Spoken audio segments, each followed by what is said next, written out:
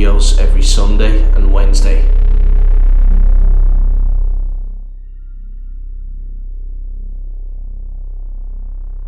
Shortly after 2 p.m. on 5th of December 1945, 5 TBM Avenger torpedo bombers departed U.S. Naval Air Station Fort Lauderdale, Florida for a routine navigational training flight with Lieutenant Charles C. Taylor acting as the flight's leader.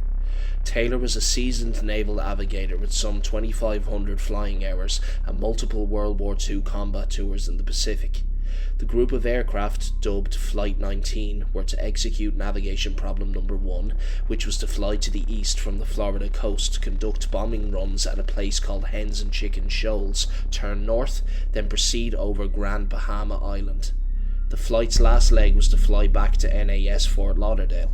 The weather was projected to be relatively normal except for a few scattered showers. On the first leg of the flight, everything went as planned as they dropped practice bombs without incident. As the group began to turn north for the second leg of the journey, trouble began for Flight 19. At approximately 3:45 p.m, Fort Lauderdale's flight tower received a message from Taylor, who reportedly sounded confused and worried. "Cannot see land," Taylor said. "We seem to be off course. What is your position?" The tower responded. Then there were a few moments of silence. Tower personnel peered out into the clear day in the direction where the planes were supposed to be operating, but there was no sign of them. "We cannot be sure where we are. We'll repeat, cannot see land." Contact was lost for about 10 minutes, but when it resumed, it was not the voice of the flight leader. "We can't find west. Everything is wrong. Well, we can't be sure of any direction. Everything looks strange, even the ocean." There was another delay, and then tower personnel learned from intercepted transmissions that the flight leader had turned over his command to another pilot for unknown reasons.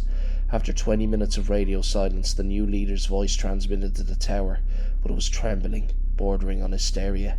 "We can't tell where we are. Everything is... can't make out anything. We think we may be about 225 miles northeast of base."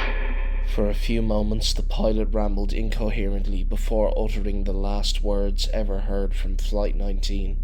"It looks like we're entering white water. We're completely lost." For 5 days, Coast Guard, Navy and Naval Aviation personnel searched extensively in more than 250,000 square miles of Atlantic and Gulf waters, but nothing was found. No aviators, wreckage, life raft or even an oil slick. Nothing. The Navy launched an investigation into the incident, but nothing conclusive was found.